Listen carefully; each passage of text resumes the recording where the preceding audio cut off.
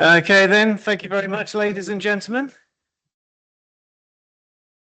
It's 6:30, so welcome to the latest Special Expenses Advisory Panel meeting. I'm Councillor Darren Woodywis and I'm the chair.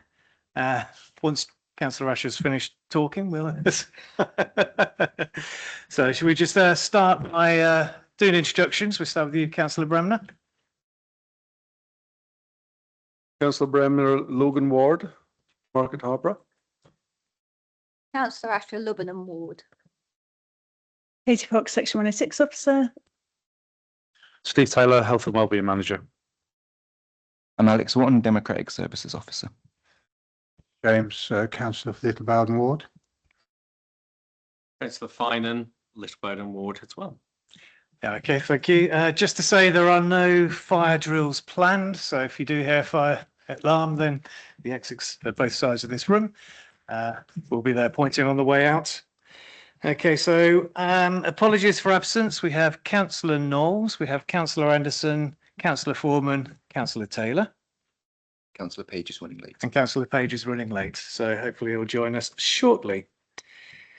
Okay, just to remind everyone, this is being recorded and live streamed, so anything you don't want to be public, don't say it, please, thank you. Mobile phone should be switched off, and obviously I've done the fire exits. Next, we move on to declarations of members' interests. Councillor James. Yes, Chairman, I should make one. There's someone present who I don't know too well, but it's my consort for the year, Mrs. Chris Hetherington, so I will declare an interest there. Okay. Any other declarations? No. So I have declarations to do with the Kilowatt project. So I'm a member of that group.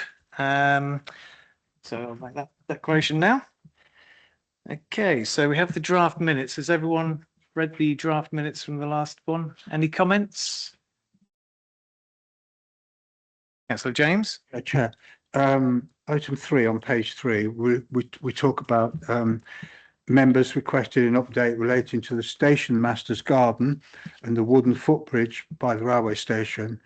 Officers agreed to provide a written updates. I've not had any updates on that yet. I believe it was circulated in the information arising from the last meeting that I circulated by email to councillors. However, I will double check that in the morning. Okay. If that's okay. Okay, thank you. Any more comments? Okay, so we take those as read. Do you want them signing, or are you just happy? Whatever. Could you just make sure the panel agrees? Yeah, okay. So those who are willing to pass the minutes, just show your interest. Yeah. Okay. They're accepted. So back.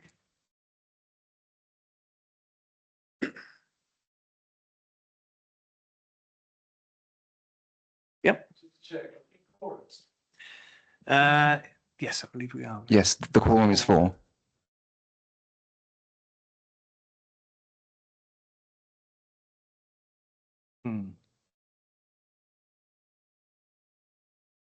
Yeah. Excuse me. So moving on to the Section 106 grants. So Officer Steve Taylor on my right here will present these. Thank you, Chair. Okay, so in terms of Section 106 grants, funding known as Section 106 is used to develop or improve community facilities and various open spaces. The funding is secured through a planning obligation request, which is a deed of agreement attached to the land that's subject to planning permission. Contributions secured through planning obligations are used to mitigate or compensate for the negative impact of a development. Since August 21, the Council's adopted process provides the applications for under £25,000 to be determined by the Section 106 Senior Grants Officer in consultation with senior officers without a meeting of the subcommittee, and anything over that is determined by the subcommittee for grants.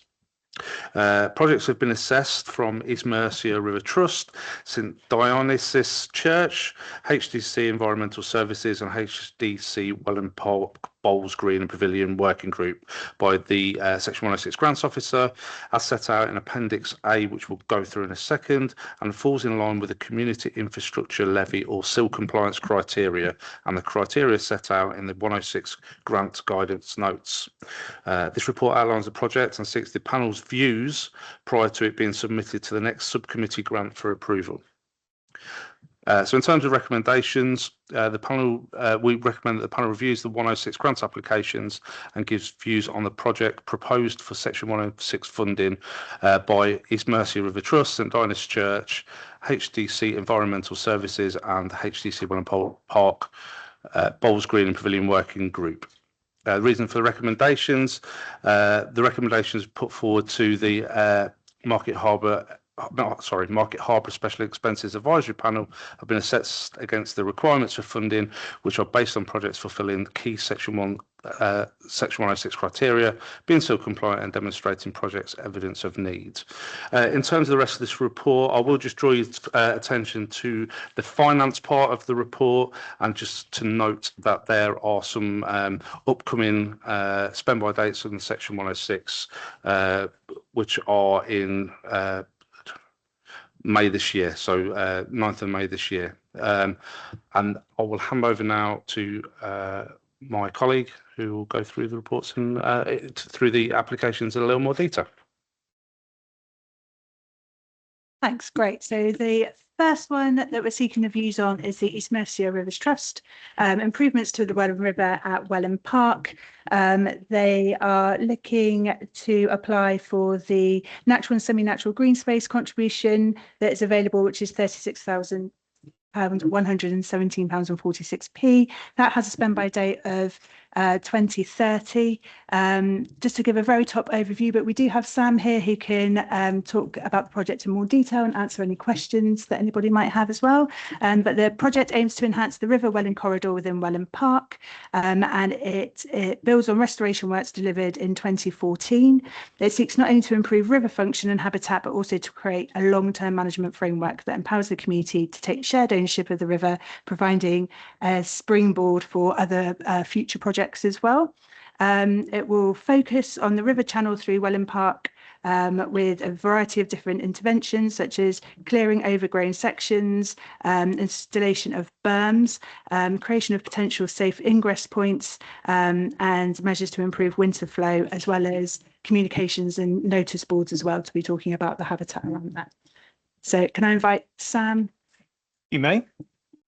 Thanks. Good evening, Sam. Welcome. It's not on. You might have to press it a couple of times if it hasn't warmed There up. we go, it's lit up. Hi, so I'm Sam Valman. I'm a Senior Programme Manager at East Mercia Rivers Trust. Some of you might know, but East Mercia is a combination of Lincolnshire Rivers Trust and Welland Rivers Trust. So we merged, and in the project that was done in 2014 was by Welland Rivers Trust. So that's one of the spurs to do this, was that there's infographics around that are very out of date. And they also, they've been there for a bit over 10 years. So cleaning them up, putting new things on them is sort of one of the main things we'd like to do for the community, just to get this project going. We've had individual community groups come to us, so Harborough Woodland, Harborough in Bloom, talking about the river, and we've actually heard it just whilst in the street. So there's clearly sort of a lot of community interest in the river here, I'm sure you already know. And there's a lot of restoration projects going on downstream near Great Bowden, both with the council and separate, and just out of the town over in the Jordan. And it's sort of, this project is almost a way of bringing the community a bit more involved in what's going on, so doing something right in the town. We've started conversations both with the team at Harborough about the park itself and with the EA about what can be done, because obviously we would never do anything that would increase flood risk, but we also don't want to do anything that would be perceived to increase risk. So everything will be within those sort of boundaries, I guess. And yeah, we're looking to sort of move forwards with a plan with the help of the Wild Track Trust. And part of that will involve doing some walkovers with community groups before we start pushing any of these plans forwards to actually be delivered. Thank you, Sam. Right. I'll open up to the panel first then. So Councillor Asher? Thank you. Yeah, thanks for that. I just wondered, will the work help with flooding at all? Will it do any prevention of flooding? Or it's unlikely that this project or anything we could do in that bit of the town, because of where it is right in the centre, could help with flooding. moving some of the plants might move some of the water through sooner, but not enough that it'll be a noticeable difference. But just to say that we've got a whole project in the Jordan looking at water coming into the town, which is going quite well, and we've got some good results so far in modelling. Okay, brilliant. And if I could ask another question, there's obviously otters in the river. How would this, would it interfere with them? Would we have to be really careful about their habitat? And Yeah, so we have both an internal ecologist and we have the Wildlife Trust. Obviously, that's their kind of bread and butter. Often what happens is we have a report before a project starts about areas that need to be completely avoided. But normally it's a case of having that ecologist or a ecologist on site and just moving how the work is done. And often it can be done without any problems just by being careful. Water vole is normally the main concern. I'm not sure there's much in this area that we have to worry about, but yeah, all ecology is taken into account. If we wouldn't be impacting any trees in this area, but normally it'd be bat surveys, things like that. yeah, okay, thank you for that. Councillor James? Thank you. Well, thank you, Chair. I was going to pick up the same point that Councillor Asher did, but I'll go somewhere quite different. But it is in relating to the flooding, and the River Jordan particularly is one that rises very quickly, throttles back the welland, and we get flooding. But I'm just thinking, and I've known the Jordan rise almost 2 meters, and overnight, and presumably that does some damage to the local ecosystem, or potentially does. I mean, is there anything that you would be doing here that would protect the ecosystem and not reduce the flooding, I suppose? But I mean, just so long as you're aware of that, really, that it becomes a rapid, the Jordan, at some stage, depending on the flash flooding and things like that. But I wondered if you'd had a look at that and how we could protect the ecosystem on the Jordan from a massive sort of waterfall effect. Yeah, so this project itself, the Section 106 one, wouldn't be looking at that. But since you asked, we've got this project on the Jordan where we've brought in consultants, JBA, quite a large consultancy, and they've done natural flood management modelling. So it's how we can take that peak off the really fast, rapid flows. Yes. And we've got a few areas where landowners are keen and they're interested regardless of the outcome. They're not farming the land or anything like that. It's normally private land that's been given to them. And we've got a few areas where we need to work out how landowners might want to accept that. But that's all in process, having those conversations. Okay, thank you very much, Sam. Thank you, Chair. Okay, Councillor Bremner? Just for the information, you say it's an ongoing community-led project. What organisations or people are involved in your organisation for the river? From our side of view, so for the East Mersey Rivers Trust, we have our team, and then we've got the Wildlife Trust and the EA as advisors who come in, and then we've been in contact with Harborough Woodland about this, and with Harborough and Bloom. Harborough and Bloom got in contact with us. We then work with the Wildlife Trust. Part of this Section 106, we're not allowed to spend the money on sort of volunteer events, things like that. But we've got other grants going in where we want to use that, basically combine this opportunity and those grants. In that case, that phrase community-led journey is a bit misleading then, because that sprung to my mind, volunteers helping you. The wording there might need to be a bit more careful with that wording, I think. I'm happy to change it. I think it's mainly led off the community groups coming to us and asking for something in town that sort of led to that.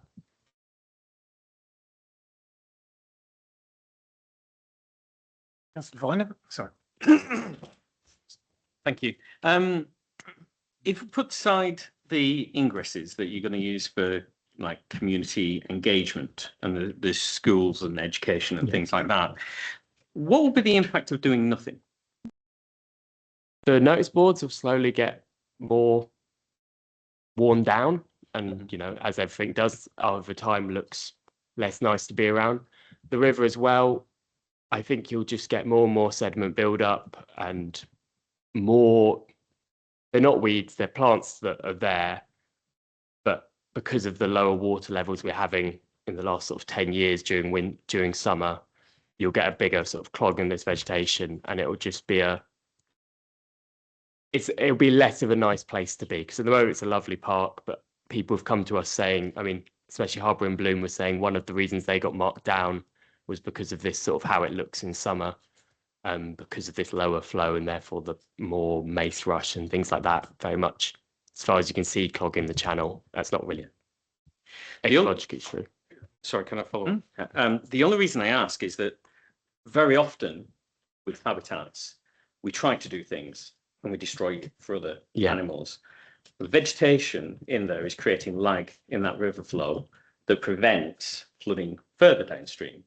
So by doing something here, are we conscious of what's happening further downstream and the impact it's having on other sections of the river? So that's my concern.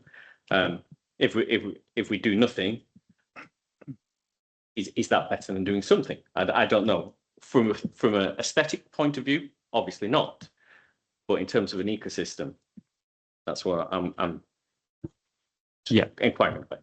For sure. I'd say there's two parts to that. The flooding side, where anything we do here, being a main river in the centre of town, main river, statutory main river, we will have to have EA approval to do it. So all of that sort of flooding side will be checked. Personally, most of the things I'm going to recommend we do will be things that in summer create a clearer channel, but in winter they're underneath the water level and therefore not affecting flooding. And that's the same with a lot of these plants that are seasonal, or the way they're built, the way they exist won't be sort of that impact. And from the ecological point of view, I think the more diversity we have, the better, and that's what we want to encourage. Some of this might be planting different plants in certain places, not just removing. Thanks, Councillor Bremner. Essentially what you say there, because I don't know how far along the River Well this will go, but down by Commons Car Park and the bridge that goes over that, I'm going to call them reeds, I'm not sure that they are, a lot of tall vegetation, very dense in the river. And it's repeated down at the near the railway station, very dense reeds. And part of that, I'm sure, is an ecosystem for a lot of animals or insects. But equally, if you remove it or thin it, it might create more habitat, but more animals and insects. So it really needs a very careful ecological assessment, I would have thought.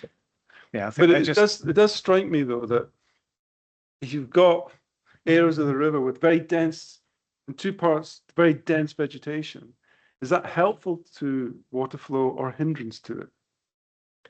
It depends where and on the season, and that's part of the reason we've chosen this park as. Because you're just focusing well on Park, aren't you? Yeah. For this project. Yeah. As a company, we look at, or a charity, we look at the river as a whole. If you increase flow through the Welland Park area, what, as you said, what's the impact further down then? I'd say, I think the bit we're getting confused about is increasing flow. We wouldn't be increasing, say you've got 10 cubics at the top end, 10 cubics would still be coming out at the bottom end. Even if you thin out vegetation? What we'd be doing is closing it in, so in summer, it's going through a narrower part of the channel.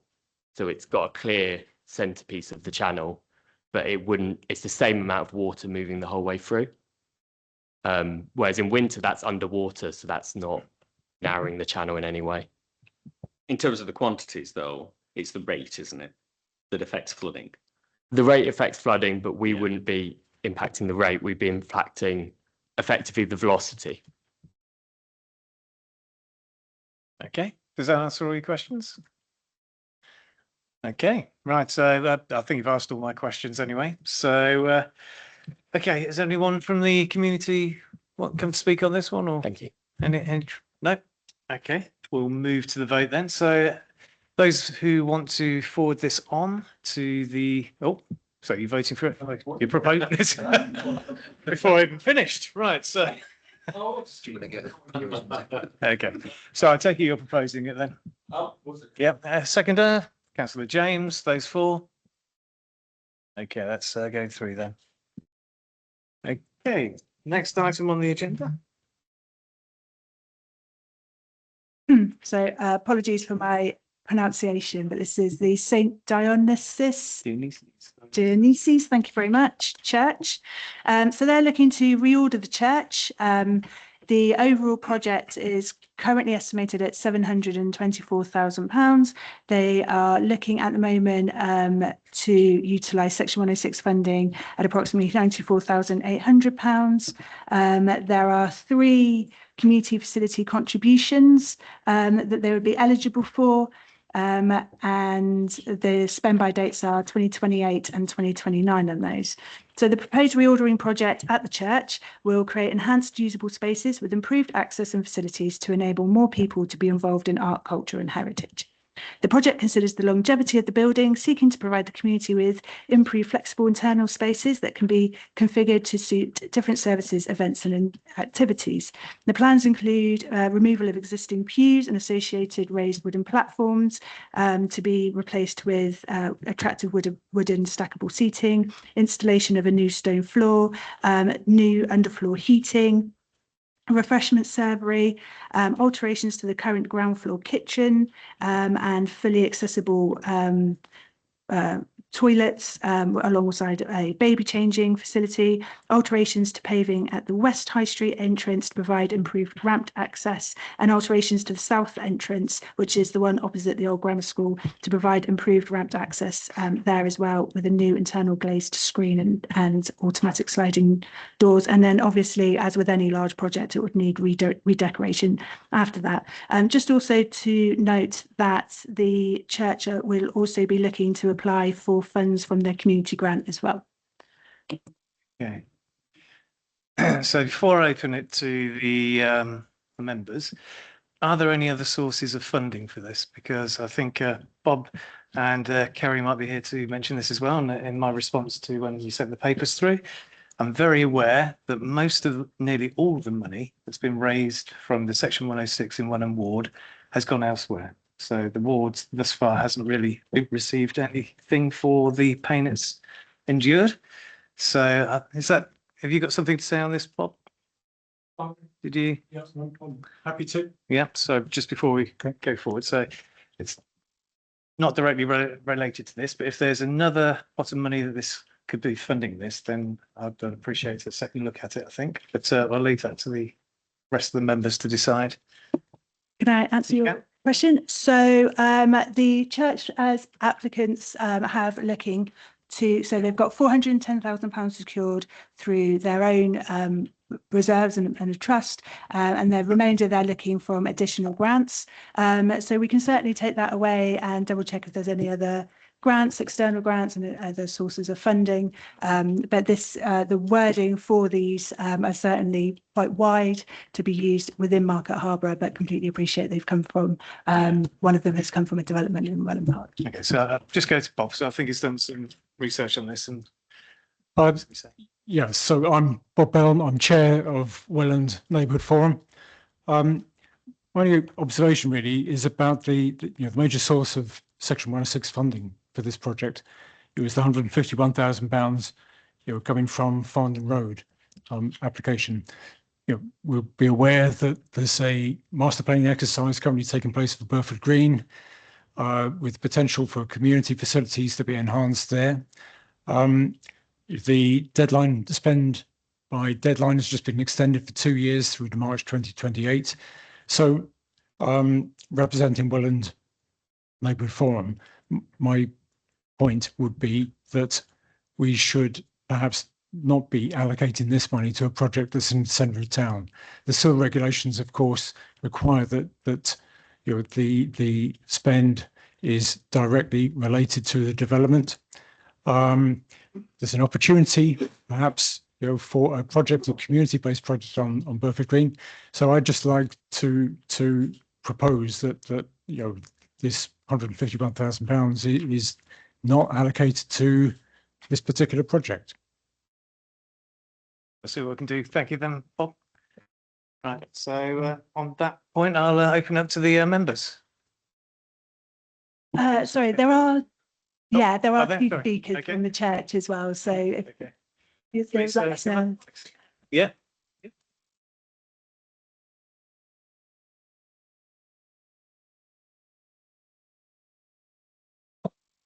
Just want to introduce yourself. We all know you, Chris, but Sorry? we all know you, Chris, but if you want to introduce yourselves. Okay, Oh, go on, Chris. Chris Etherington, from St Dionysius Church, warden at St Dionysius. So I'm Simon Bentley and I chair the Fabric Committee for St Dionysius Church. By way of introduction to this project, I think everyone will be aware that St Dionysius is a key heritage asset for the town. It's a Grade 1 listed building, which means it's of national importance. And among the most 5%, I think Grade 1 is one of the key heritage assets nationally, let alone locally. Medieval in origin, but considerably changed over the years. And our project really is about making sure that this key heritage asset right in the cultural quarter, and potentially if the cultural town application goes forward, a key asset as part of that whole project, is as good as it can be for all sorts of different uses. You'll be aware that it's a place of Christian worship, but it's much, much more than that. And I hope our application demonstrates just how widely it's used, but just how difficult some of the elements of using the building are. If you were to go to a service in it and had any sort of mobility needs, you would have to be, or not just a service, an event, a recital, a concert, a performance, you'd have to be shoved in at the corner, really, because you wouldn't be able to access the pews, which are narrow and on a little dais, each of those pews. So you have to they're raised up off the floor. If in the course of one of those activities or concerts you needed to use the toilets, then they're very limited. There's only one at the minute. And when you have a performance that perhaps has 300 people attending, then there's significant drawbacks to that. And the place is cold in the winter, as are most medieval churches. So upgrading the facilities, improving it for people of all ages and backgrounds, I think would be a real benefit to the town and the town centre and the growing population. So I'll stop there. Chris, you might want to add something to that. Are there any questions for Simon before I chip in? So Brendan? Being a church warden of a church in London for a period of time, have you got a faculty for all of this work? That can take a long time to put in place. Yes, it has. So this project has been quite a long time in development. And the original plans were even more ambitious. It was about extending on the subway side of the church, the north side of the church. And in the end, because of the challenge of fundraising that amount of money, we've drawn back to a project that's within the current building footprint. So it's essentially an internal reordering. And that process has required long discussion with the Diocesan Advisory Committee. So all those elements are covered. That's all fine. And having been a church warden, I know how valuable it is to have a movable seating and flexibility. Removing pews might also have a value. And, you know, I don't know what kind of value they have, but it could be used to be reinvested in what you're doing. And also, when I hear you're going to an installation of a new stone floor, we know what happens in old churches. When you start moving things or digging things, you find things. So it'll be interesting to see if you find anything under the floor.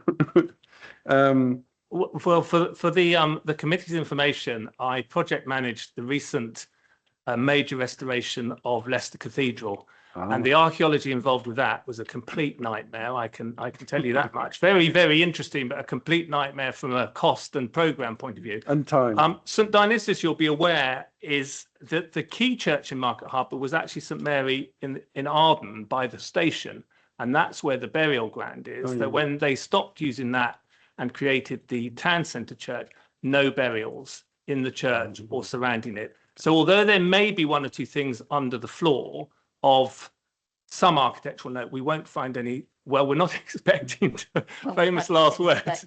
We have had some investigations and we're not expecting any significant But archaeology. you see, if you've got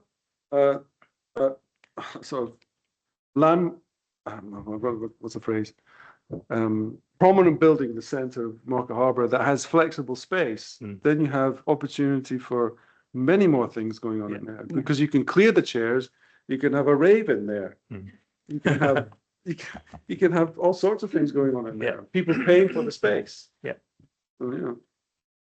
Well, the only thing I don't thank you for those comments. I mean, what I would add to that is that with Leicester Cathedral having changed its interior and having completely level access and flexible arrangements, the amount and range of activities that are taking place in the cathedral is astonishing now. Everything from the Leicester Comedy Festival to Radiohead, tribute bands, to silent discos, to art installations.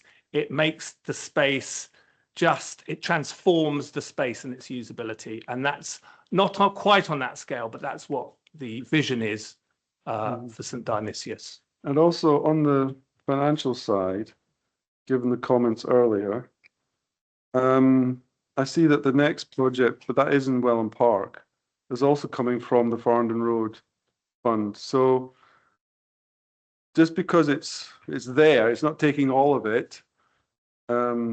It's going to take some of it on this proposal, and it's still part of a major part of the town where everybody in the town is going to potentially congregate to. So it will impact positively on people in Welland Park and in Welland. So I would propose that we put the bidding through as it is in the paperwork before us. Okay, Councillor Usher.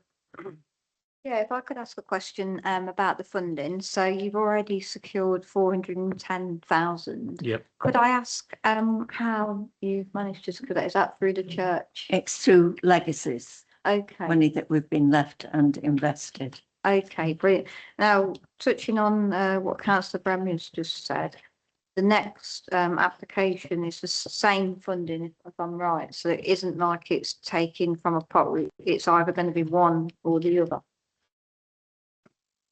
It's the committee choosing part and. Yeah, that's what I meant, park fund. Yeah.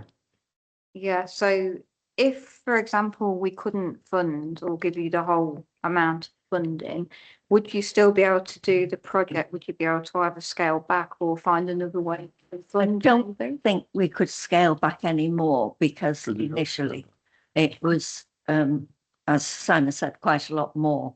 And so we've scaled it back to try and make it so we can achieve what we want to achieve. But we certainly need toilets and we need disabled access.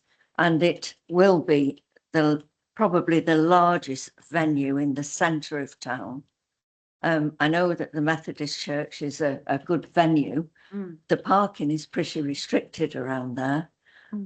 Parking in the centre of town with big car parks is ideal. And we just feel that this would fulfil what we want it to be for the community and as well as for the church.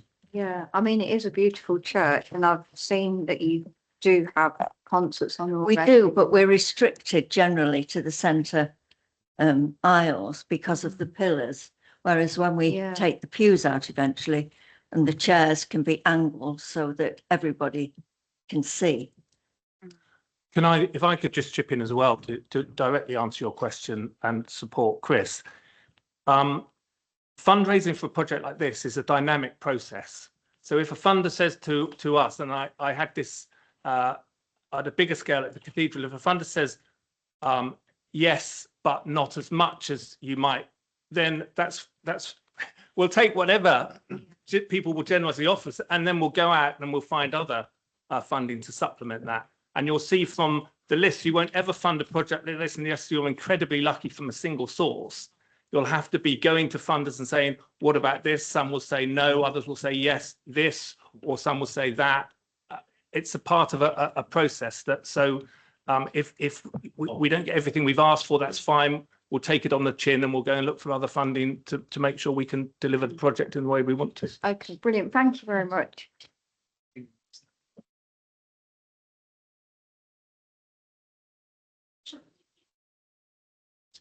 Sorry. I think Councillor Finan was next, actually. Yeah. Thank you very much. You mentioned about the community access and looking through some of the plans that you've got, you know, some of them relate to community access. Do you charge the community for access? So if somebody you mean wants, generally? so in terms of somebody wants to hire or put on something, We presumably you would charge, but Yeah. we charge a nominal fee compared to other venues. Okay. So, you know, we have a fixed rate, so it could be a group, it might be £25 for a group to have a meeting there, or if something bigger, maybe £50. So it's a nominal amount. Yeah.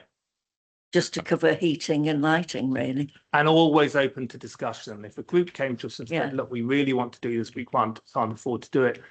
We're a community asset. We're a Christian organisation. We'll sit down with them and say, well, how can we make this work for you and for us? If you see what I mean? It's always a partnership approach, I think. Okay, thank you. Councillor James? Thank you, Chair. Couple of points. One is if you get the funding and the changes take place, what would be the sort of capacity of an event in terms of the number of people attending?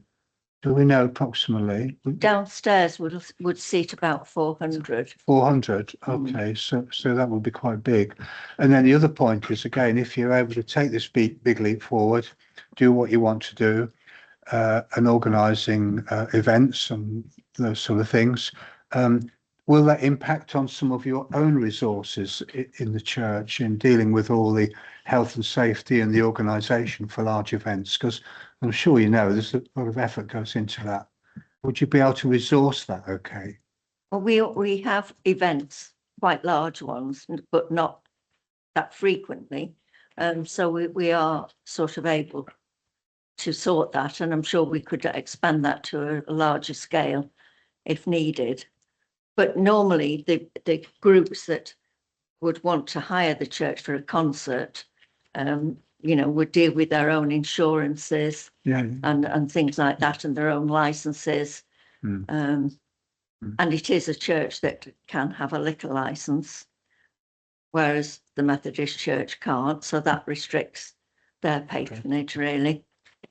Okay, thank you, Chris. Thank you, Chair. Councillor Bramley again? If my calculations are correct, this project before us now, with the available amount from section 106, with the next project, you don't have enough money in the pot to fund both, because the total between the two projects is 284,529.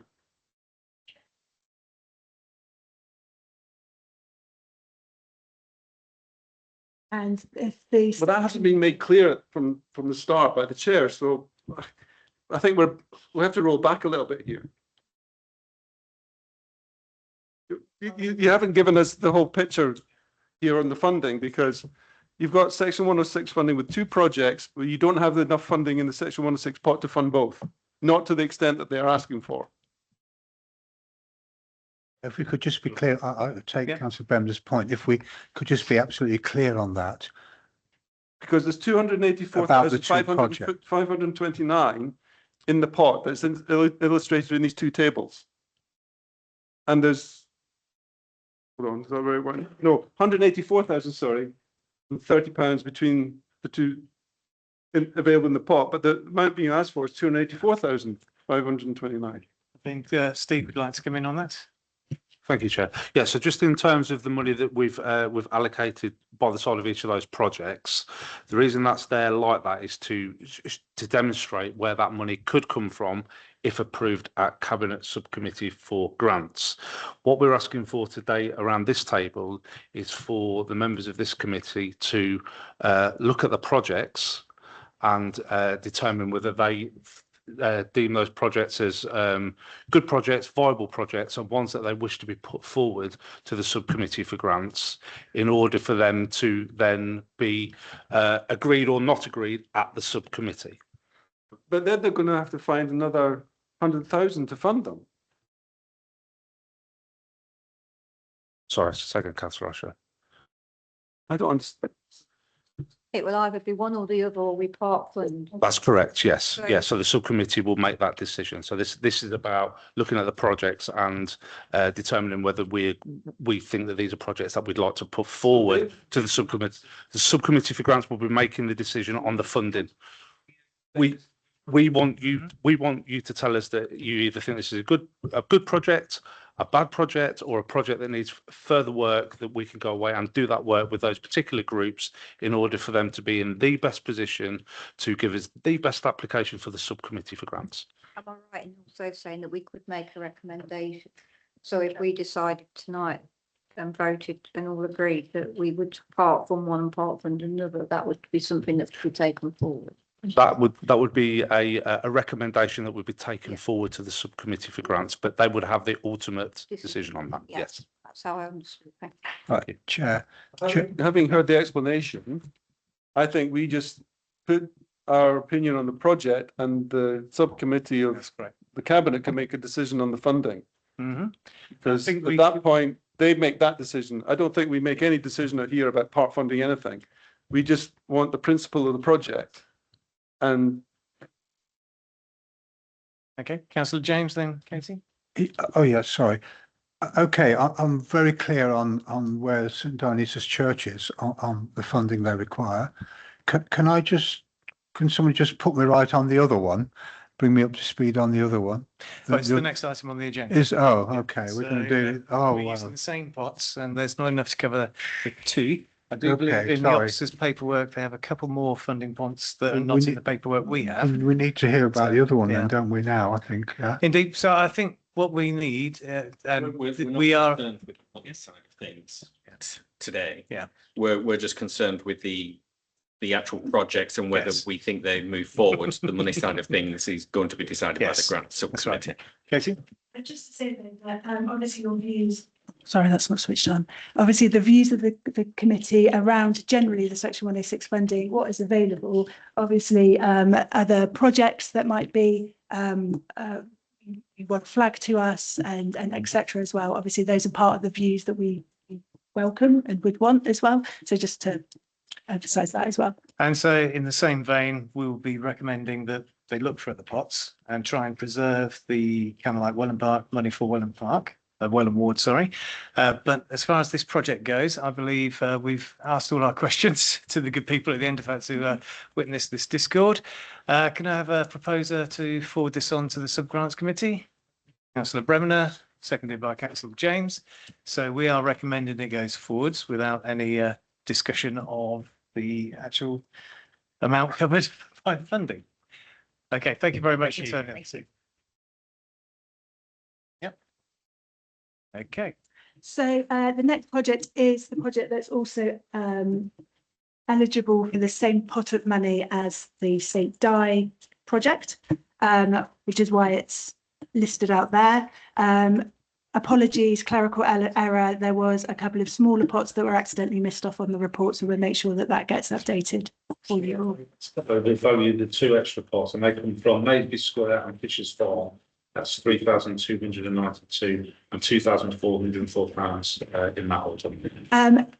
There isn't anybody here to to represent the project, however, so I will read out a little bit more around this project that I've got here, the information that I've been given. So this is the Welland Park Pavilion as part of the Welland Park project to utilise the bowling green and the pavilion. I think most of you will probably be aware of the plans there.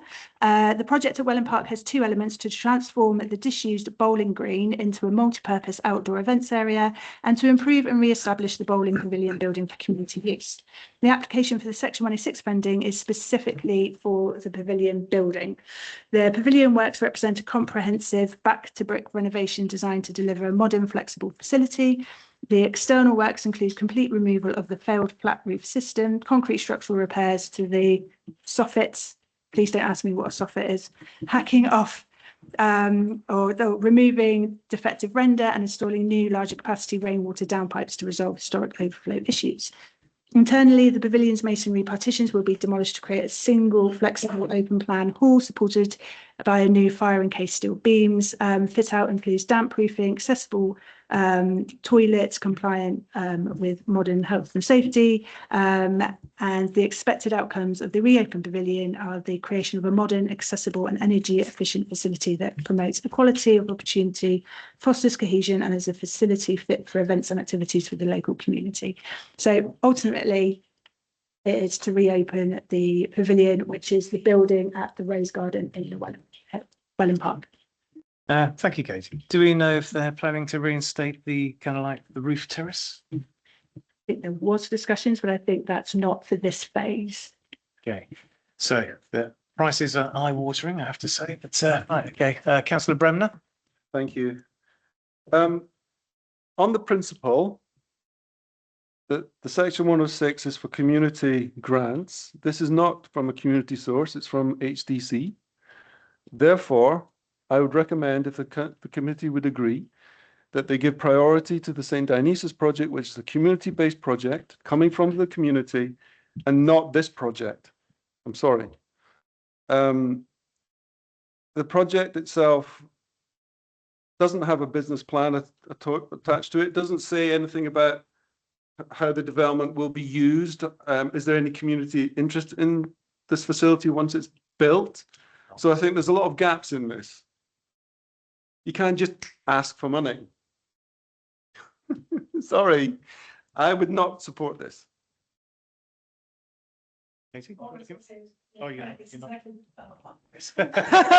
Sorry. Yeah. Just to say, this is exactly the sort of views that we want on projects. So please don't apologise for your view necessarily. You said sorry for your view. Obviously, we welcome all views on the project. That's the whole. That's the whole. For that amount of money, you do need much more flesh on the bone of what the redeveloped thing will do. Because if you haven't got community buy-in to this already, then you're in a very short wicket of wasted public money. Although it is a resource that's in Welland Park that's been in disrepair for a long period of time, it feels like, yeah, it'd be great to renovate it. But you have to put some evidence behind that for, is it 189,000? Sorry, Katie. I think it's just playing up. Because it's not coming. It's because Councillor Brown. Yeah, all right. You can only have two on the chairs microphone. So the team are looking to try and utilise as much Section 106 money as possible. Just that they just need a minimum of 98,000. But I completely take on board the longevity and longer term management. Sorry, but it feels like Harborough District Council is using the Section 106 pot just to get some extra money to do a wish list that they want to complete. And that's not what Section 106 should be for. So Rachel Fels would like to come in online if you're happy to give way. Well, if she wants to counter that, I'd be really interested. As you know, Councillor, I'm not here to counter. I just want to give you some more information. Just to confirm, you talk about community facility. I think I caught the chair's head nod when you talked about community use. That building, we do have a lot of people interested in the use of that building. One of the things that we do find with a lot of community groups is space for voluntary sector and community groups is very limited within the town. And there is, we have been approached by a number of groups to look at the use of that. Now, we don't have that undertaken because we need to get the building back into a state where it is actually usable. And then by doing that, the council will need to ensure that it is actually offering best value to whatever tenant it is that goes in there. And part of that would be an open procurement process that the council then take to ensure that the community group that goes in there is the relevant community group. So there's still further work to be done. There is community interest, but at this point in time, it's not usable. So we're trying to get the building back to use. You said a community use. That's exactly what the previous item was aiming to create in a flexible space in the centre of town. Yeah. This is difficult, this one. Okay, Councillor Asher next, then Councillor James. Thank you, Chair. Yeah, I'm a little bit confused with this because I thought that we were making the improvements anyway, and I thought this was additional funding to give some add-ons and make it better than what we were actually going to do with it anyway. I don't know if anybody else has got that impression, but that's what I thought was the plan. I thought we were making the improvements to the bowling green and also to the pavilion. That's what I was led to believe. So when this came up as additional funding for the 106, I did have a conversation with a senior officer and was told that this is to make things better and to give us extras. So I am a bit confused till it reads like it is either get this money or don't do it. Whereas I thought we were going to do it anyway. And this money was to give us some nice extras that are nice to have rather than a need to get it reopened. And in terms of groups wanting to go into it, we do have a lot of people desiring to have indoor and outdoor space community groups. And I was also led to believe that it won't just be one group, it will be open for several groups to use and to hire. And that's what we asked for as a cabinet. So that's my. Was indeed. Councillor James. Thank you, Chair. I mean, we've looked at the project from the church, and I would be confident that the church is an organisation that can deliver what they want to do. This one, but on the other hand, I am aware we are desperately short of community facilities in this town at the moment for several reasons, and that. But we've got this. I like Councillor Asher.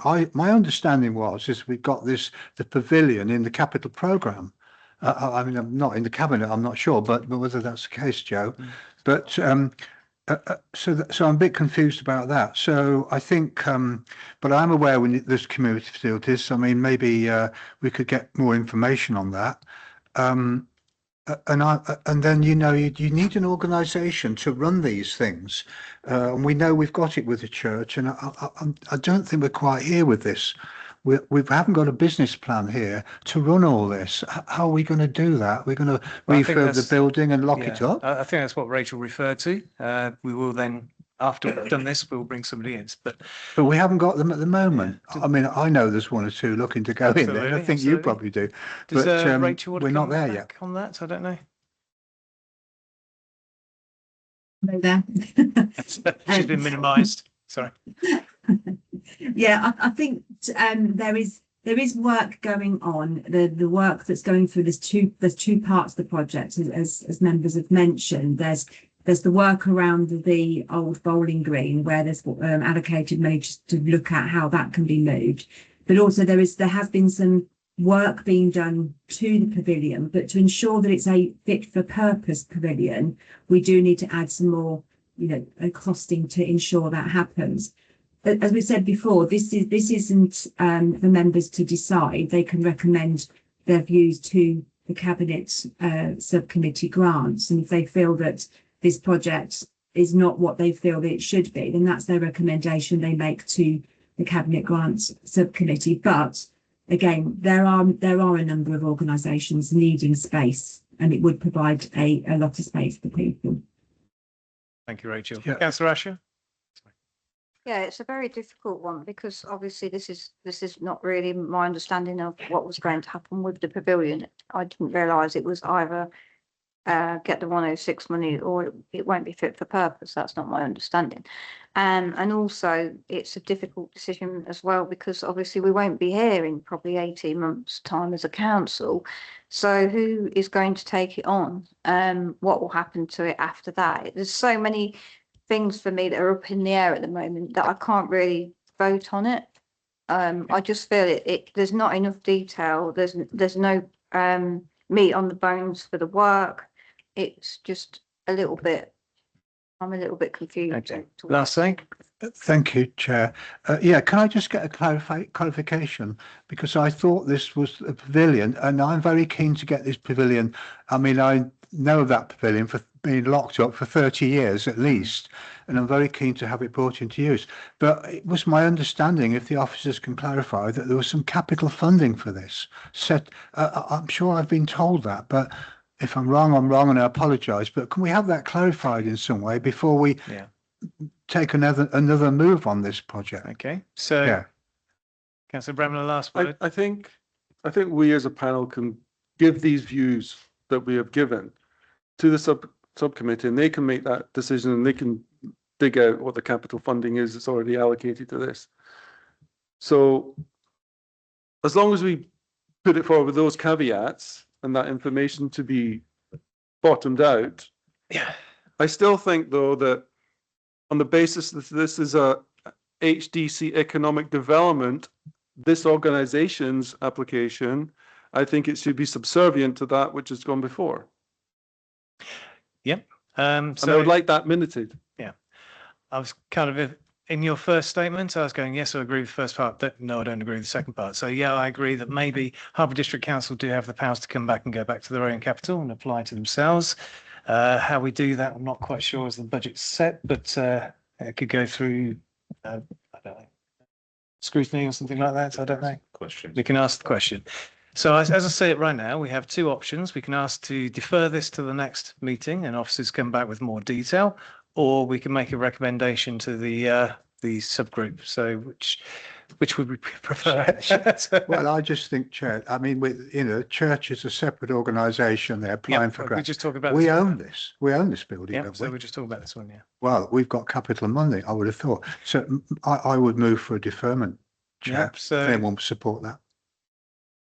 Okay. I'd support it. Bring us more information back next time. Have enough information before us, and I think Yeah, so I think we've got confusion on the monies that are already allocated. So we'd like that clarifying so we can see that. And obviously, the more information, maybe some of the business case. There have been reports to the cabinet with business case for this, haven't there, for the capital funding. So we can just bring those. We have capital. We have capital. Yeah. Okay. Yeah. So sorry about that. We'll Sorry, Chair. Okay.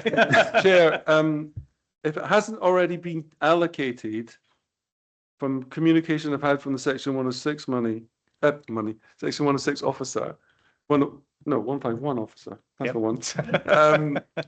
There's not an awful lot left in capital right now. It might build up over the next year, but there's not an awful lot there to call upon unless it's already allocated.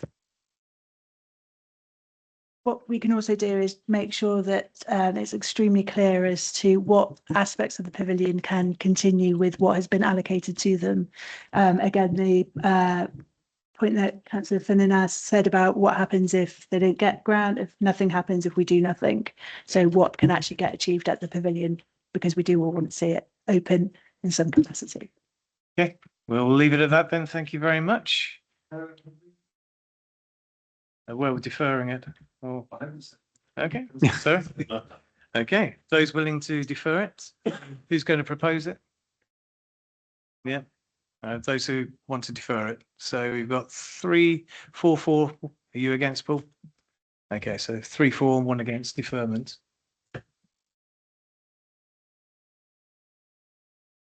Okay, that's the last in section 106, is it? There's just Oh one no, more. Belfield, yeah, sorry.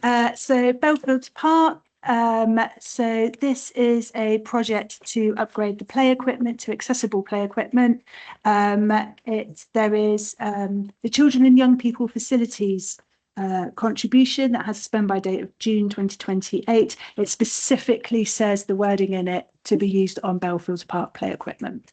I'll just read a little bit, but we do have Gemma here who's leading on the project. It will improve the infrastructure and play facilities for the users and the guardians. The overall plan for the park is split into phases that can be achieved as and when funds are available. And this funding will be for the first phase, so specifically on the play equipment, updating it to accessible play equipment. It will be it will widen play usage for children for up to 12 years and will in turn benefit the community and encourage new users. Thank you. Gemma, would you like to say something?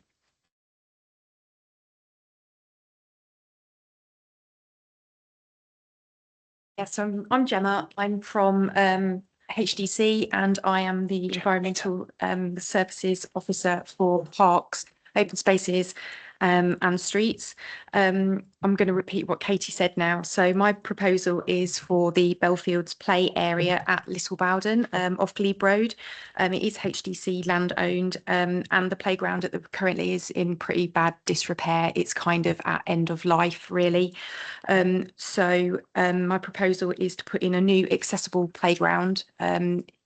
In terms of the infrastructure, we're looking to put in 2 pathways from the main gateways at either end of Glebe Road that will connect the playground round to like a central point, and then the play equipment will obviously go in. I've got some plans if anybody wants to see later on. The other part of it, we're going to be using 2 contractors. One of them is called Sutcliffe Play, and we've used them within the district before. They are a reliable, reputable contractor that have always produced really great designs and, you know, equipment that is quite robust, if you like. We've also been in discussions in terms of ground maintenance and if that's going to impact, which it won't. Things like grass cutting, tree maintenance, things like that, that's all been taken into consideration. The other contractor that will be working on it is our own contractor, FCC, who will be doing the infrastructure in terms of pathways, and the pathways will be a breed and gravel pathway. So I'm asking for the full 48 KT, 48, which is for the play equipment, and then the additional infrastructure in terms of pathways has been secured with £20,000 from capital. Can I just add one thing? So just to clarify the wording for the contribution, it literally just says for the purposes of upgrading existing play equipment on Belfields Park, Glebe Road, Market Harborough. It cannot be spent on anything else. Which one was that? Sorry, the top. So yeah, the top one, the 49,000. Yeah.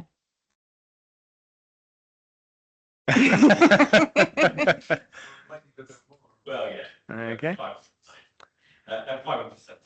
5%. So,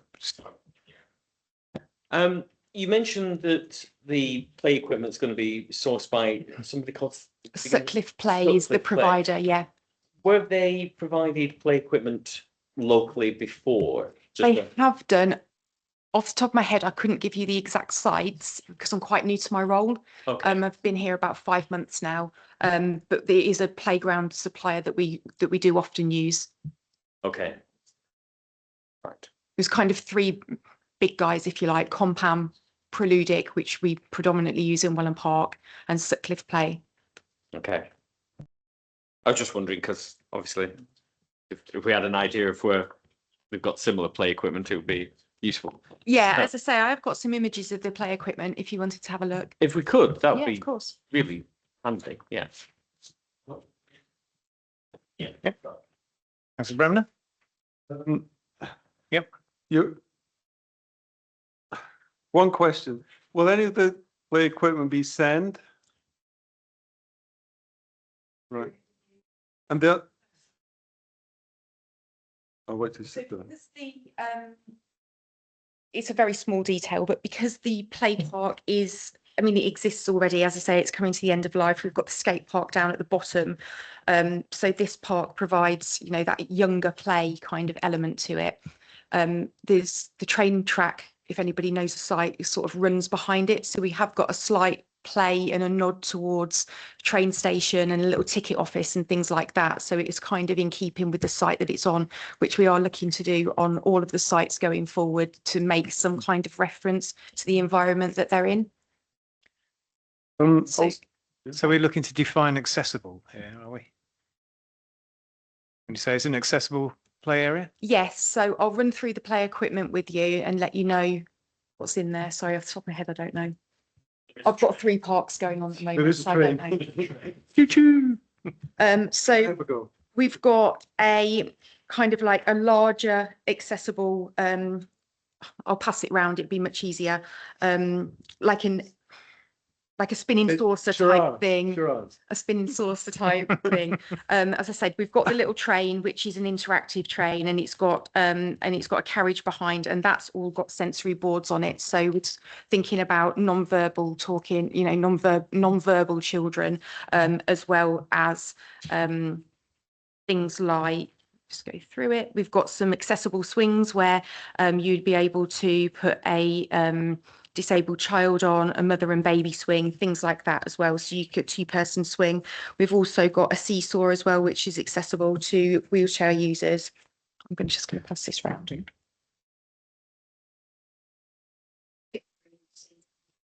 Parts of that. As Katie said, it is kind of like a bit of a phase one because the site is so huge. So it will give us scope to eventually add to the site as we get more money and more investment going forward. It's not part of the project, but going forward, part of the plan is also to put on a, we currently have it actually at the depot, which is a goal and a basketball kind of unit. So we just need a base for that, and that would be able to go on the site as well. So thinking about connecting the skate park to an older child to then the youngsters in the play area. In that paperwork, and it's highlighted in orange marker, it's the total price is 46,998, not 48,999.65. Yeah, it still comes in within the budget. That might be an old paperwork. Okay. That's just for reference But in terms of images. that paperwork and on here, it's exclusive of VAT. So you have extra cost on here. How are you going to fund that part? VAT. Yeah. And It says it excludes previous. VAT. It says it excludes VAT. No, Yeah. we get it back, don't we? Yeah, because we're exempt. Yeah. Oh, can I be exempt? Yeah. It's a fair question. Yeah, sorry. Councillor Asher next. Also, in the total cost of the project, you haven't included the path of 20,000. No, because that's coming from capital. So Okay.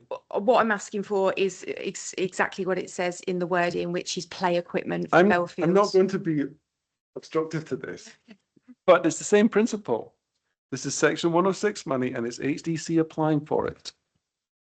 Can I just say though that the only person that can spend this money is HDC because HDC own Belfields Park, and that's the only project that is named in this section 106 agreement. We cannot spend that money on anything else. Yeah, I would say this comes under the special expenses. Yeah. So this is the special expenses malady. So the parks come under parishes normally, and this is the district acting as a parish. So I'd say it's a grey area. There's a grey area there.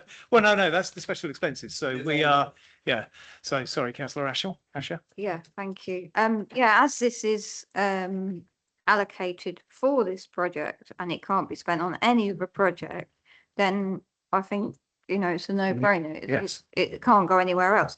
And, you know, it's very important that when new builds come into the area, that they contribute to assets that are owned by the council, regardless of whether that's a district council or a parish council if it's outside of the town.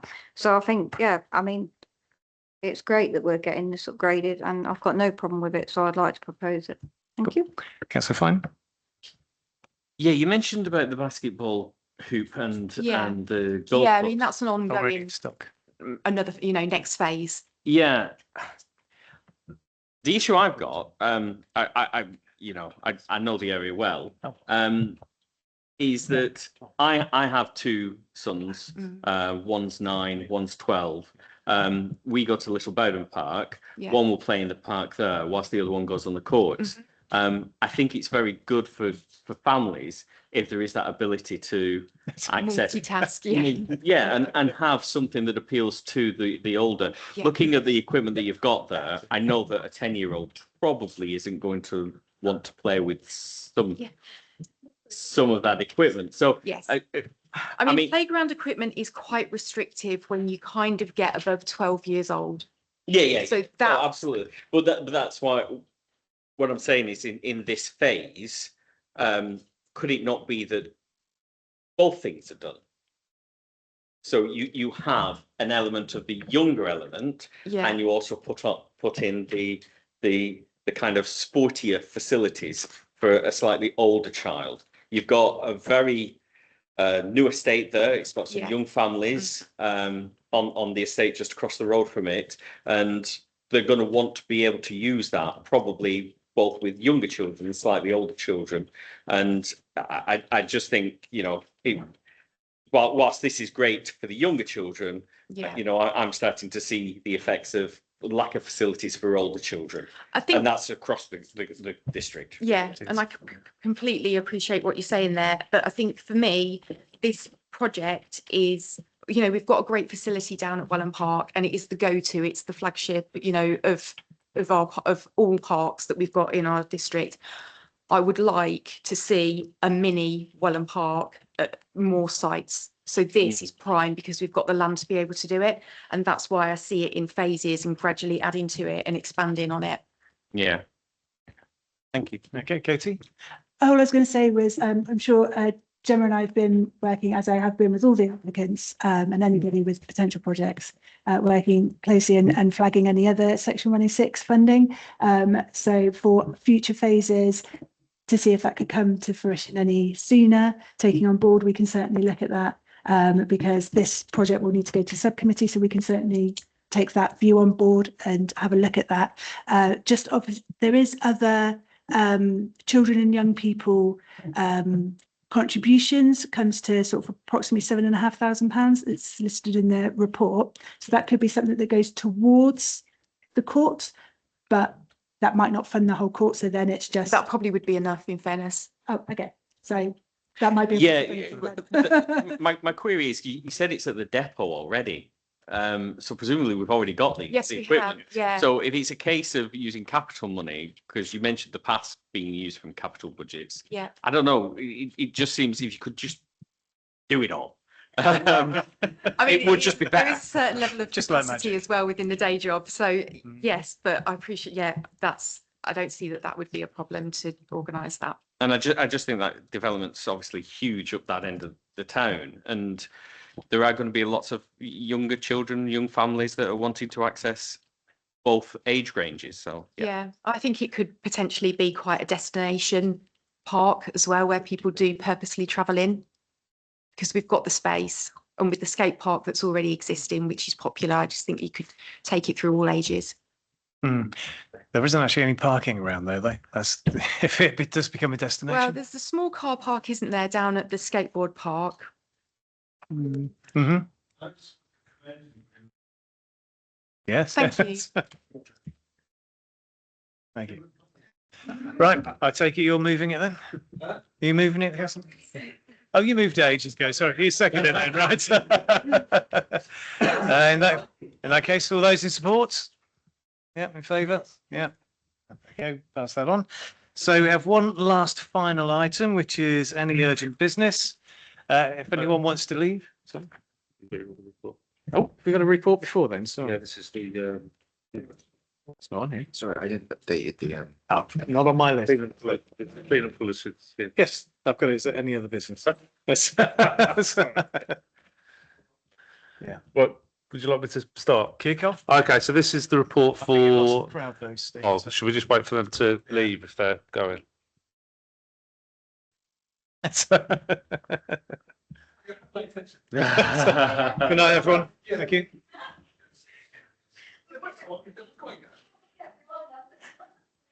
Thanks, guys.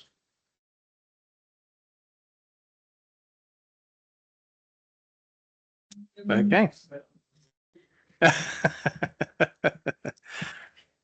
Okay. One last item then, Steve. Fire away. But just for the humdrum. Thank you, Chair. So this is the request to endorse Clean Up, Colour Up Summer Project by Creative Harborough, Andy Reeves and the Paint Potter. Support. The report seeks the support of the advisory panel to endorse the Clean Up, Colour Up Summer Project, led by its partners, and it's the recommendations are to recommend to Cabinet that the project be endorsed. The reasons for recommendation will enable the panel to make recommendations to Cabinet for requests affecting Market Harborough wards and facilitate community-led improvements to the visual amenity of the town centre. So just in terms of the background of this report, the project supported by findings from the Our Town, Our Art research survey, which was conducted in early 26. And there's some information here around the public mandate. 87% of respondents believe art definitely improves how a place feels. Residents identified the improved appearance of some areas as a key priority for the town, and the survey highlighted a desire for art in everyday streets and town gateways, which the project directly addresses. In terms of details, the project's coordinated effort The project is a coordinated effort involving Creative Harborough and the Regional Paint Pottle. In line with survey feedback, the project will feature designs that reflect local history and celebrate community identity, while some boxes will be painted uniform green using paint pledged by Virgin Media. Others will serve as community-created artworks. Central aim of the project is to involve the Third Market Harborough Scouts. This directly addresses survey recommendations to create youth-focused creative opportunities and involve young people in shaping public realm. The project aims to complement the Market Harborough in Bloom 2026 entry by improving the visual amenity of town gateways and replacing drab, vandalised utility boxes with curated art. The project supports environmental quality and community involvement criteria of the competition, and the project also complements the recent bid for Market Harborough to be the Town of Culture 2028. In terms of risk management, should any artwork be spoilt by graffiti, project partners will be responsible for prompt cleaning or repair. And then when the paintings eventually become tired or reach the end of their natural lifespan, partners will either refresh the artwork, create a new graphic, or restore the asset to its original uniform colour. So this prevents the boxes from becoming a visual detriment in the future. Thank you, Chair. Thank you. Before we carry on, I'll just add a few more details to this. So, I did my backing last time we were painting these, so that's the sacrifice I made for the cause. All of the units are then painted, the ones that have artwork on it, are painted with a, I can't remember, a resin finish that is vandal proof, and they have already withstood a couple of vandalism attacks. So graffiti has been applied, and we've been and basically just washed it off with a bit of a cleaner. And this is not just for art installations to be painted on the cabinets. It's also just to paint. We've actually been given paint by Virgin to go and refresh all their units. So any Virgin cabinet that has graffiti on it, we can once this has gone through, we can then just repaint. So, okay, so I'll open that up to the members. Sorry, I think you said Councillor Bremer came in earlier, so sorry. Go to him. Sorry to put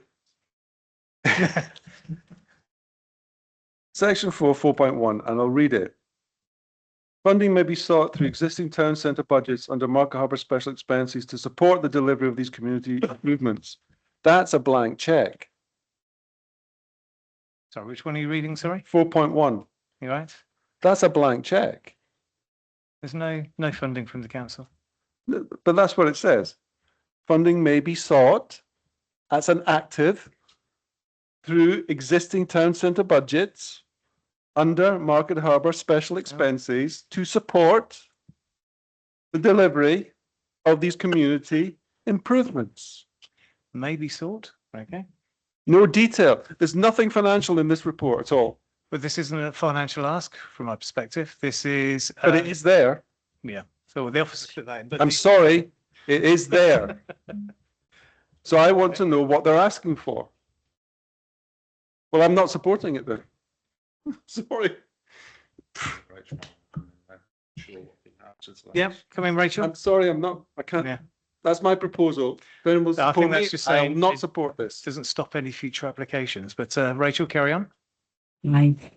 So just to be clear that this project is to enable this project to move forward, which is the Clean Up Colour Up Summer project. What it's requiring, it's not a decision from the council. It's asking for an endorsement from the council to stay that they're happy for this work to carry on, because we don't own those units. They belong to Virgin Media or other media. I think that I will say, Councillor Bremner, there is a confusion in the wording, as you're saying there. It does say, while there is no direct financial implications to the council, that there is no direct financial implications. So this money has been, yeah. But you've just said permission from the council. Why does it have to come here then? It hasn't. What we need from you are the ward members for Market Harborough, and it's happening within Market. Sorry, you just said they needed permission from the council. Yeah, so why come here? No endorsement. All they're asking is that the work has been agreed, and many have been the paint has been provided by Virgin Media. The group who are working together, which is the two groups of the Partnership of Creative Harborough and Paint Pottle, are asking the council, just so that you're aware, bring it to your attention that this work is looking to go underway. The council don't own any of these units. What they're actually asking is, can you just say you are happy for them to proceed with it? Okay, one, I'm happy for them to proceed with it, but take out that wording. Yeah. Because that implies they're going to come to us for funding. Yeah, we can remove that. There is. I think that sentence, I've just reread it again, as you're saying, can lead into confusion on that. So there is no funding implications for Harborough District Council. This community group, these two community groups, have already got the paint from Virgin Media, and they will be able to move forward on this project. So all they're asking for is that, one, to bring it to your attention as the ward councillors for Market Harborough, so you're aware of this work. But two, they also want just to say, yeah. So my reading of this is the opposite of yours, Paul. This says that they are open to use the normal grant applications. That's how I read that. It's not committing anything. It's saying we're not giving any money in terms of core budgets, but funding may be sought through the existing town centre budgets under Market Harborough special expenditure. Yeah, exactly. Which comes through us anyway. So it's the same process we're doing already. But it's just been said that there'll be no financial impact on the council. That's just been said. So that wording should be taken out. Yeah, so this decision has no financial impact. Yes. I think, for me, wording is important, right? Yeah, I read this completely different to you, I have to say. Well, I think you're reading it wrong. So, sorry. And likewise, Paul, sorry. Sorry, Chair. That's my one. Well, should we agree that we should have clarification on the wording here and say the council commits no money, but they can apply through the normal grant process? Just that clarifies everything. Yeah, okay, that's fine. Yeah. So we changed the wording for that. Okay. So I think it was. And then we'll refuse it when it comes. Councillor James next, yeah. Well. Sorry, yeah, I just wanted to clarify that. So basically, the recommendation is for us to recommend to Cabinet that the project is endorsed. It did come to me as the portfolio holder, and I wasn't sure whether everyone would be happy with this. If I'm perfectly honest, because at one point I did wonder if they'd got permissions. I don't know why. I think I probably read it wrong. And I was like, oh my gosh, they're going around painting all these things without permission and they want us to endorse it. So this is why it's come to the panel, I think, so that everyone, so it's all out in the open and everyone can agree if they want this to happen in the town. I think it's a nice thing to do. It will get the children involved. It's, it will make everything look nicer. So I'm not against doing it. And we've got to decide whether we want to endorse it, I guess. And that's what we're making the decision. So, sorry, Rachel, before you. Yeah, if I just also explain that upon receiving confirmation that the council's happy for them to proceed, that there will be full risk assessment and the project proposal will be put in place. There is also the groups will ensure that all the necessary controls and supervision are in place before proceeding. So again, in relation to the endorsement that the council will give, we're not approving that they can do this, it's just basically endorsing. we would ensure that that is written into it, that they are responsible for all risk. And they talk about if there's dripping paint onto the pavements, they'll clean it up and all that type of stuff. So they've got into lots and lots of detail, but we will just endorse that is their responsibility. It is at their risk, because it's not on council land and they're not council units. So it would be at the risk of this project moving forward.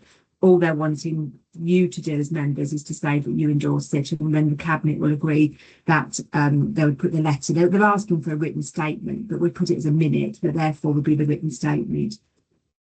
Thank you. Councillor James? Yeah.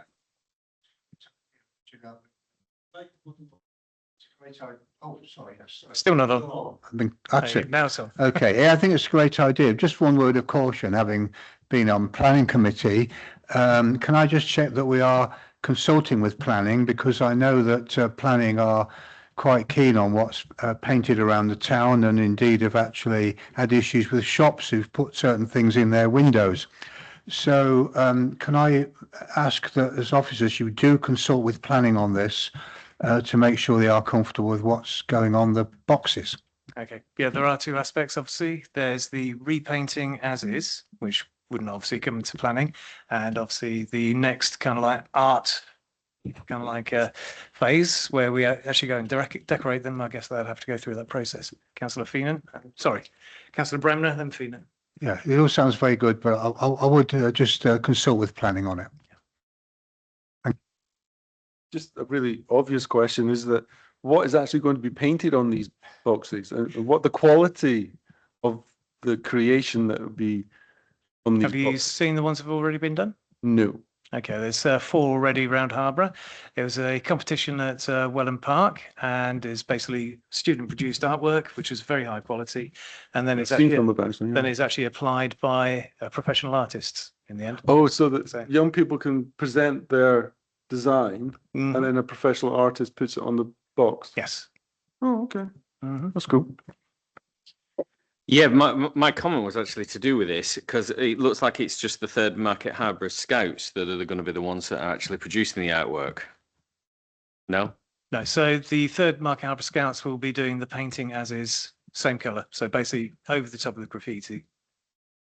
Oh, okay. Yeah. So they'll be keeping the upkeep. Yeah. So in terms of the designs, where the So yeah, just to clarify, this phase at the minute is not for the Art Up Globe Up, although that's later. So we haven't actually got any money to do that at the moment. This is repainting graffitied boxes. So preparing them will be done by the adults, and then they will do all the masking. And then once they're prepped and ready, the scouts will come in and just repaint them in the virgin green, which is the paint they've already supplied. Oh. Later on in the year, we plan to go through and apply some more artwork, but obviously that hasn't come through yet. So this is Virgin using cheap labour. This is Virgin wouldn't do it anyway. So Something fishy here with Virgin. this is the community going forward. I'm not sure. I haven't got the list of those. So this is the community wanting to improve their environment. So yeah, and it gives the opportunity. So I don't know if anyone has anything else to say. Is it only Virgin or is it other? Only Virgin have given their permission at the moment. So, but they're going out to ask others. And was it them that went to Virgin, or did Virgin contact? Us that applied to Virgin. Okay. Oh, I say us. It wasn't me directly. No. Yeah. Yeah, I mean, I think it's a great idea. I really do. I mean, I think it's even better if you get schools involved in the actual artwork and you have those competitions, because the rush that kids get when they see their artwork or the artwork of their friends around school, around the town, is immense. And I think it really does improve community engagement. I think it's fantastic. So yeah, I'm all for it. I think it's great. I thought we were recommending the actual paintings as well, but you know. Well, this is the same principle. It allows that, but yeah, there's a lot more organisation. Yeah. For the minute. So, Rachel. Yeah, so just to be clear, that what you're endorsing at the moment is the repainting of the green, I believe, green boxes. Yes. So Green Virgin. it's repainting the green boxes that are owned by Virgin. As a The community art- Virgin. Virgin The are art- just trying to save some money on the excuse of community work. Yeah. Mhm. The I'm art- sorry, Mm. but The it's art- fine. Yeah, so the artwork and the next stage, as Councillor Wee was explained, you may want to ask to have that come back to you so that you can see the artwork, because this is not part of the artwork. All you are endorsing is the painting, or all we've been asked to endorse is the painting of the green paint on Virgin Meadow. That's all we've been asked to ask you. So if we recommend this, where does it go? It would Cabinet. It would go, we just need to get a note in cabinet, which we then can submit to the group. It might be the leader might just write a note to say on behalf of cabinet, it's been to special expenses group and therefore it can be endorsed to do that piece of work. So that's all we're asking at this point in time. So if you'd like to say you'd like to see the artwork and be involved more in the project, that's your decision moving forward. But at this point in time, it is just literally painting what is already there, the green boxes. That is all we've been asked to endorse. I'd still like to know at some stage how many boxes, because most of the boxes I see around being worked on are BT. So I think it would be good to know how many boxes. Yes, so Generally, not exactly, but is it 10 or is it 50 or whatever? we do. I think we should know. Teddington, to use his official name, does have the full asset list, so I haven't actually seen it. So just before we proceed, if you are interested in seeing the ones that have been painted and glowed up, they are opposite the entrance to the Farndon Fields farm shop. So on the grass opposite there, there's one there. Oh, there's actually two there. There's one on the corner of Walcott Avenue, Walcott Road, sorry, just off Western. No, these are the ones that were painted up last time. And there's one on the corner of Abbey Street as you go onto the High Street as well. So just by Mikado Lounge. So there's one just there. So they're the three that were done last time. Okay. Any other final comments? I think we should paint them yellow. I'm happy to stick with green. So